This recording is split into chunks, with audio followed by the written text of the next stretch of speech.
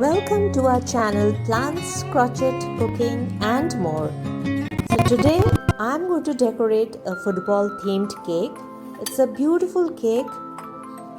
The cake is a chocolate cake and it is made in a 6 inches pan.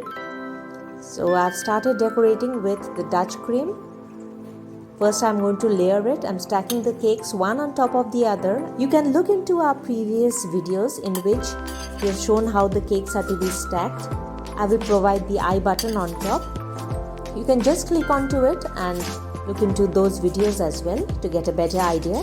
Here I've already stacked the cakes and I'm just showing you towards the end. The stacking is towards the end because it's going to take a lot of time if I show the full process. If you all have any questions, you all can write to us in the comment section. We'll definitely get back to you.